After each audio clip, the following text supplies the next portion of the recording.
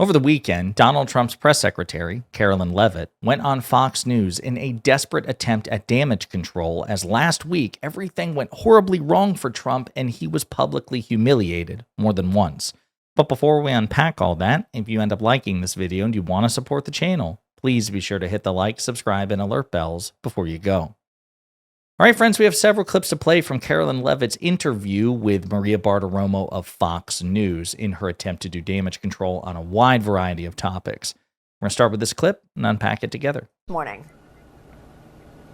Thanks for having me, Maria. It's great to see you. So I know that the president is zeroing in on this bill. We are in the final 11th hour here as the Senate works through it. But let me start with Elon Musk. Does the president have any plans to speak with him this week? Has he spoken to him yet since this fight?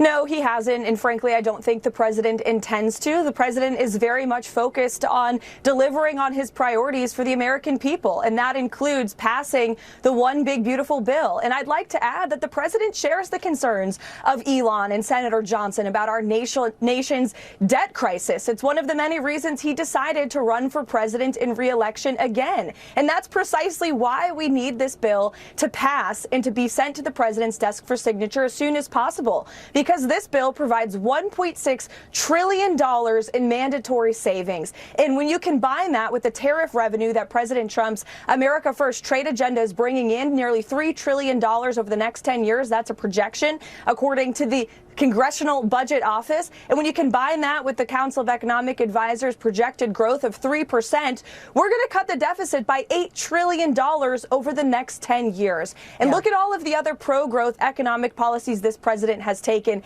He understands the concerns about our nation's crippled.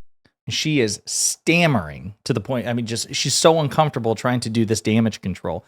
I'll note a couple of things. Number one, the Congressional Budget Office also said that Donald Trump's budget would add anywhere from $3 to $5 trillion to the debt, and the Republicans rejected that CBO estimate, but then they want to appeal to a different CBO estimate about tariff revenue. The problem with the tariffs is that that revenue might be brought in by the federal government, but it will also be felt in the form of the higher prices paid by consumers as companies pass that revenue off to consumers, in the sense that the cost of doing business. Okay, I have to pay this revenue in order to input this good from China or somewhere else.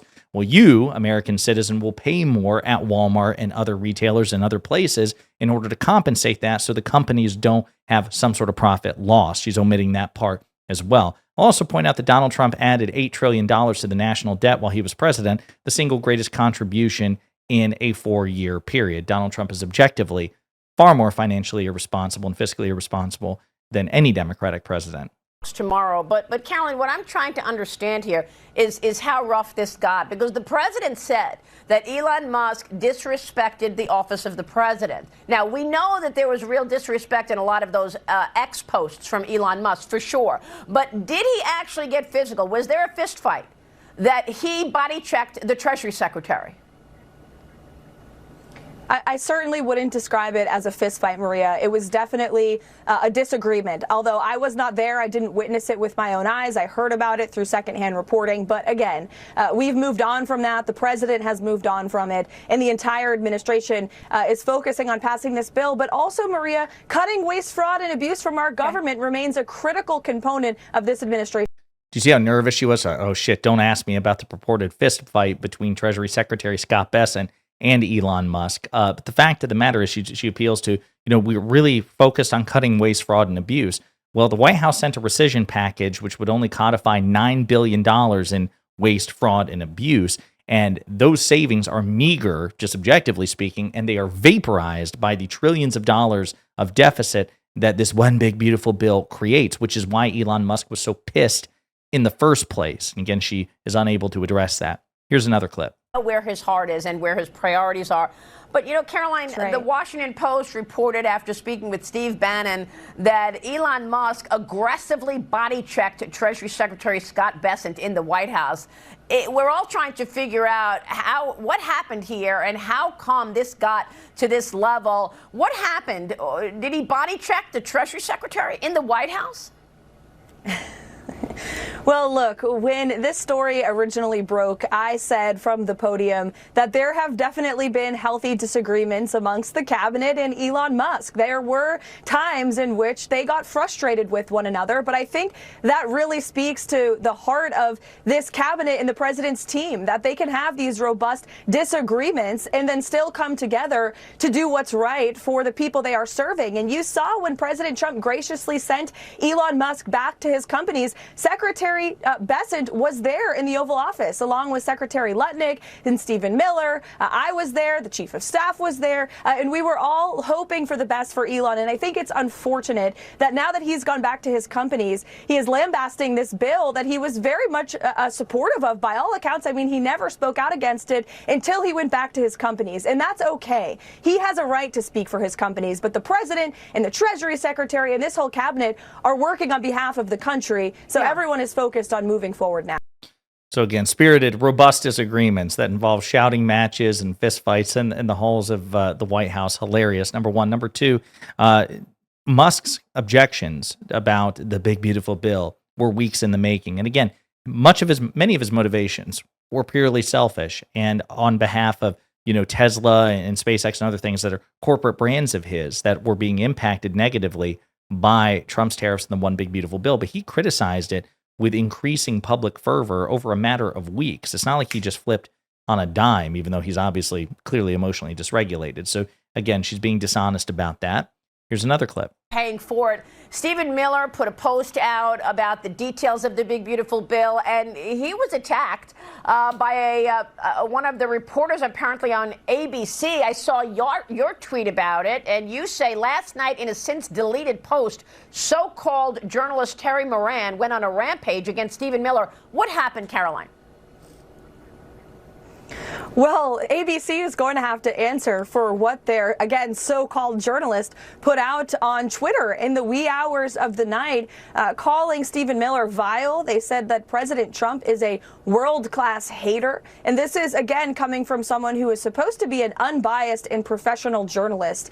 This is unacceptable and unhinged rhetoric coming from someone who works at a major television network. We have reached out to ABC. They have said they will be taking action, so we will see what they do. But I think this speaks to the distrust that the American public have in the legacy media. And it's why in the White House press shop and in President Trump's White House, we have made so many significant and much needed changes to press access and transparency at the White House. We've invited in new media. We have shaken up the White House press pool. And we also just won a major victory over the Associated Press, who thought that they had a constitutional right to walk into the Oval Office or to fly on Air Force One, and a judge said no. In fact, those are privileged spaces that belong to the President of the United States, and this is a great ruling for democracy. We fought them in court, and we won, and so we will continue to keep or hold journalists accountable. All we're asking for is truth and transparency.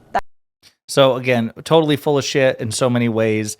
Number one, no, again, that is Karoline Leavitt saying, yeah, the Trump White House is publicly pressuring a media organization to fire an employee because they dared to publicly criticize the sitting president. Now, if President Biden or President Obama had done that to Fox News, Karoline Leavitt and Donald Trump would be clutching their pearls and crying and shitting and everything else, just every sort of like visceral reaction in rage. But they don't care about that. It's all about hypocrisy and the application of power. They love the double standard. They're like, hell yeah, we are doing what we demand people not do to us, we are actively doing to others, and we delight in that, and we delight in the fact that you're pissed off about the double standards as well. Number one. Number two, two Trump appointees in a 3-judge panel, as we discussed in a previous video, were the ones who granted the Trump administration this partial victory over the Associated Press. Now, the Associated Press will appeal. We'll see what happens. It's entirely possible that the Trump administration is vindicated by conservative courts, but this notion that the Associated Press should be kicked out of the White House. Again, imagine if President Obama or President Biden were to do that to Fox News or the next Democratic president. Perhaps they should, just to make the point that we need to both disarm, and you all started this, and the only way to get their attention is to do to them what they have done to other networks. And perhaps the next Democratic president should kick out Fox as well. Here's another clip.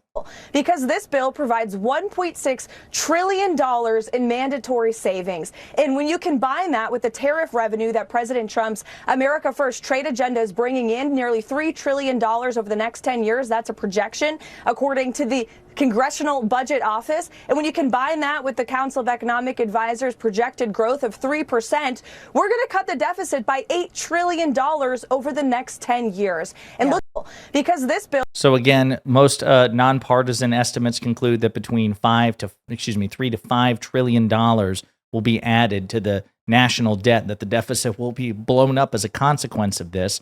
Which is why conservative hawks like Thomas Massie, Republican congressman, Rand Paul, Republican conservative senator, are not voting for this because they say it's fiscally irresponsible and profligate, which is part and parcel of Donald Trump's economic agenda. He is not a fiscal conservative, which is okay. I'm not a fiscal conservative either, but don't claim to be and pretend that it is when you're not and it isn't. Here's one last clip. When President Trump graciously sent Elon Musk back to his companies, Secretary Bessent was there. We played this particular part of the clip already. This idea graciously sent him back to his companies. Like, very condescending language. Again, no sympathy towards Elon Musk whatsoever. He made his bed. This is, again, a Dracula Wolfman scenario. They're both monsters, and we should root for mutually assured destruction among them. But this is, again, just pure, desperate, transparent damage control by the Trump administration about the various crises that are going on and the humiliation that Donald Trump received last week, particularly regarding the civil war with Elon Musk. Now, he seems to have won it, but Elon Musk publicly torched Trump in a really brutally humiliating way. And Karoline Leavitt and Donald Trump are clearly not happy about that. In the meantime, let me know what you think in the comments.